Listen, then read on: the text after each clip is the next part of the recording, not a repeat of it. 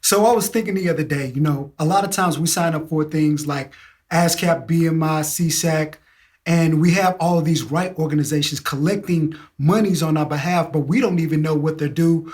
We don't even know what they do. We don't even know the objective of their companies or their systems. So I wanted to take the time today to try to understand ASCAP, who I'm a part of, and what they do. So I pulled up their governance. So let's get on the computer. So if you go to the ASCAP website and you go to the About Me section, they have what's called a governance.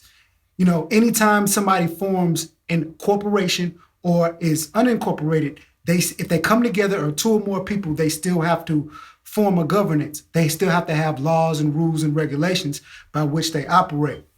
So I found some very, very interesting things. The first thing that I found out is these board of directors, right? And looking at these board of directors was it wasn't strange to me, but this is kind of a business organization. If it's not a business organization, then why do they have board of directors, right? So I want to dive a little bit deeper. So I pulled up what's called the Articles of Association, right? And these Articles of Association basically outline what the company does and the objectives. So as we get into the objectives, let's make a couple of notes. And I found out some very, very, alarming things. So when you go to ASCAP, the first section is about what they do, their objectives, right? And it says, we constitute ourselves as a voluntary association under the name of the American Society of Composers, Authors, and Publishers for the following purpose to wit, right? So now we're outlining what they do. Now let's make a couple of notes. Now the first thing I want you guys to notice is they call themselves a voluntary association. Now, what is a voluntary association? So I pulled up Wikipedia because I was trying to find information on what that was. So a voluntary association is a group of individuals who voluntarily enter into an agreement to form a body or organization to work together for a purpose. In most cases, no formalities are necessary to start an association. So no formalities means that a lot of times we don't have to start a business to basically come together and call ourselves an association. But in some jurisdictions, there is a minimum for the number of persons starting an association, and the association must be registered with the police or other official bodies to inform the public of the association's existence. This is not necessarily a tool of political control, but more a way of protecting the economy from fraud. So this is alarming to me because if some states and some jurisdictions say that you need to register with the police to form an association, I would be under the assumption that ASCAP operating under their governance and what they do business as, that they've elected to establish their association in a state that does not require them to register with the police. I'm just making that assumption. You guys can fact check me on that. I'm not sure. So the legal status. An unincorporated association has been defined as existing, where two or more persons are bound together for one or more common purposes by mutual undertakings, each having mutual duties and obligations in an organization which has ruling, identifying in whom control of the organization and its fund is vested, and which can be joined or left at will. And this is important too, because this goes back to these board of directors, right? So in my mind, I'm thinking about ASCAP and I'm breaking down the business structure. So if we're coming together in an association and we have board of directors, they're coming together, how do they make money? Like, how is this profitable? Because a lot of voluntary organizations aren't necessarily, they could be for-profit, non-for-profit. They can work a lot like churches in a sense, you know what I mean? Because one thing about these PROs, they operate under memberships. And if you notice, churches, they operate up on memberships too, because when you go to a church for the first time, they'll have you stand up, they'll have you sign a card, or like a YMCA, for example. You have to charge, they have a membership. So let's break this down a little bit more. In most countries, an unincorporated association does not have separate legal personality. nor do members of the association usually enjoy limited liability. However, in some countries, they are treated as having separate legal personality for tax purposes. Now, going back to the board of directors, what do we see? So if this is a voluntary association, which means that they're not paying taxes probably, 501c3 incorporated, then every person on that board is paying taxes individually if they're making a profit on this nonprofit in some kind of way. And me recognizing what they make money off of, if they're collecting royalties on our behalf, then they're making money off those royalties for the membership. So we'll get into that later. Associations that are organized for profit or financially gains are usually called partnerships. So we'll find that out later too. A special kind of partnership is a cooperative, which is usually founded on one man, one vote principle and distributes its profit according to the amount of goods produced or bought by the member. Associations may take the form of nonprofit organizations, or they may be not-for-profit or corporations. So this is important too, because they're saying that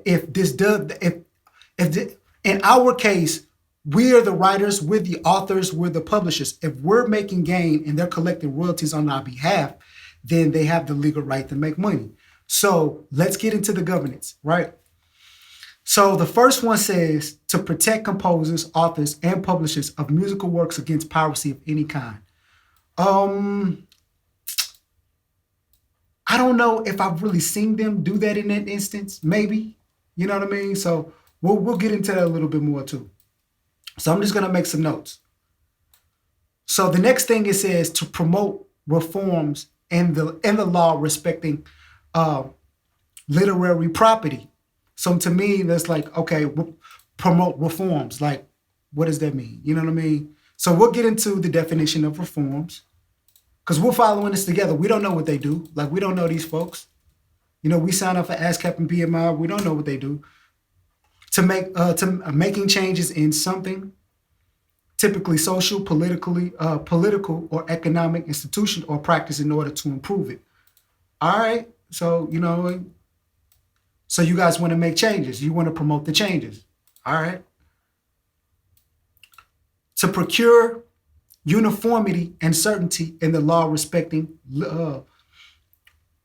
literary property in all countries. So it just means like promoting sameness, right?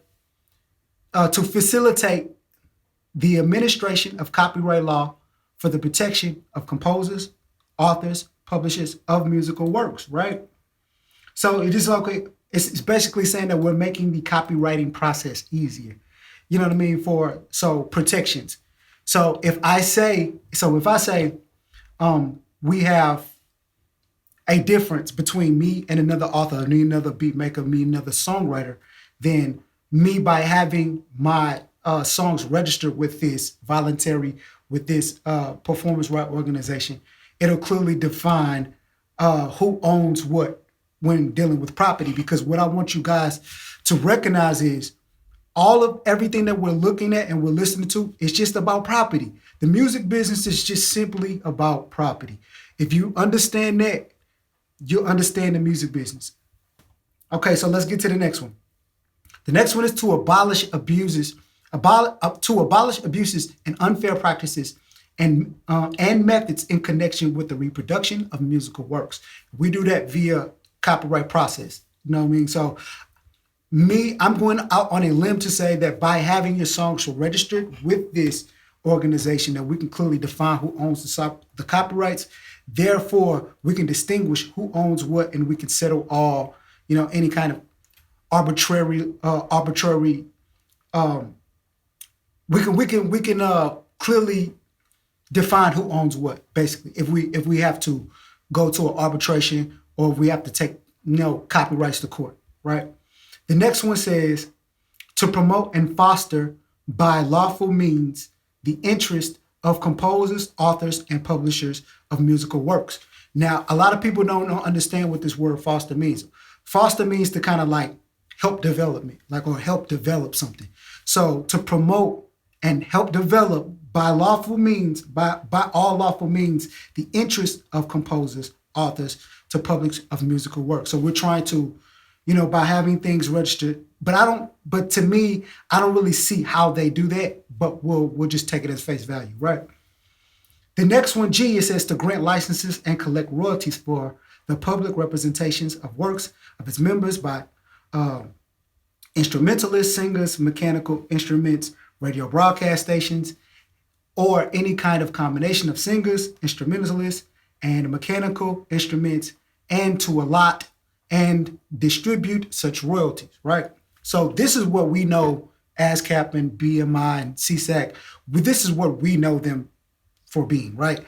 All these other things, we don't really know them for being, maybe to clearly define the copyrights, but as far as everything else, we really don't know. So the next one is to adjust and arbitrate differences and controversies between its members and between its members and between its members and others, and to represent its members in controversies, actions, and proceedings involving the rights of public performances and any work of any member, or the question of authorship in any work of any member. So, like I said before, once you register with ASCAP, but to me, them taking that arbitrary line, you're going to have to sign up for that. So we're going to have to look at like the membership clause and how they're able to arbitrate our property. Because remember, by signing up with ASCAP, BMI, and CSAC, we're saying, hey, you can do this with our property. You can arbitrate our property if we get into a dispute. So in my mind, we have to sign up for that. So we'll have to go over another lecture where we're breaking down the membership section and where we're seeing that. But it's all going back to, having property, because if you're not signed up to ASCAP, BMI, or CSAC, then how would they be able to arbitrarily or go to arbitration, which means a small judgment, or either being able to settle a dispute between two parties, right? So the next thing is to promote friendly intercourse and unite actions amongst composers, authors, publishers, and producers of musical works. So they do have seminars, and they do have seminars all over the place. They have meetups a lot of times. So I guess that's what that line would allude to. Now, this one is a big one. Now, ASCAP says they are to acquire, own, and sell real and personal property, and to accumulate and maintain a reserve fund to be used in carrying out any of the objects of the society. They are here to make money. It says right here on J, they want to acquire, own, and sell real and personal property. This is why they have a board member. This is why they have board members. They want to make money for the board members. They are an organization that makes money. Our question is, how do they do that? So if you're coming together and you're making money on your own behalf, right? How are you making money? You're making money off of property. You're making money off of our property. We're authors, we're publishers. You're making money off property. So you may collect on those royalties, but you're taking a percentage to be able to manage that process. So if you're managing that process, or you're administering that process between collecting royalties between these certain groups and organizations, then you got to be taking a profit. Now we just have to find out, how much, and we'll do that in a later lecture, right? So the next one is to enter in agreements with other similar associations in foreign countries, providing for the reciprocal protection of the rights of the members of each society, to do any and all other acts or things which may be found necessarily to I'm going too far. So to enter into agreement with other similar associations in foreign countries. So this means that if we are going to distribute our works in other countries, or we're going to sell our songs in other countries, then they want to be able to correspond with other right organizations in other countries to be able to collect royalties. So this is what it's saying to me. We want to work with other associations that do the same thing we do. I'm not necessarily thinking that they're going to collect on our behalf, but they do want to work with other companies. Do they work with other companies, associations in other 4 countries to collect on our behalf? I don't really think so. we have to sign up in those other foreign countries to be able to collect our monies. But why would they put that there if they didn't? So to enter into agreements with other similar associations in foreign countries providing for the reciprocal protections of the rights of the members of each society. Okay, so it's not saying that they're not going to collect on our behalf. So let's go to the next line. To do any and all other acts or things which may be found necessarily or convenient in carrying out any of the objects of the society or in protection of furthering its interest or the interest of its members. So basically, we're going to do everything that we can for the objective of this association. So all in all, the objective of this company is to do all of these things. So my main takeaway from what ASCAP does, according to their governance, is they want to collect royalties on our behalf. My question is, how do they do that? And why can't we do that ourselves? And the second big takeaway that I have from this whole thing is they want to acquire property. They want to own and sell property. How do they do that? Because if they're not for profit, or either they have a structure where we don't have to pay in certain instances. I do know that we do have to pay in certain instances if we sign up as a publisher, or we have our own business and we sign up with them. But if we're signing up as a writer and you're collecting on our behalf, then how do you guys acquire property? How do you guys own, rent, and sell property?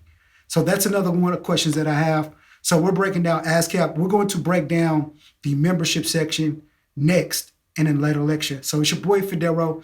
If you like this information, like, subscribe, hit that notification bell, and I'll be giving you guys a lot more information going over, just the music business and how this whole thing works so we can better understand, because I'm with you. I'm in the same boat as y'all. I want to understand what I'm signing up for. So it's your boy Fedarro. I'll see you.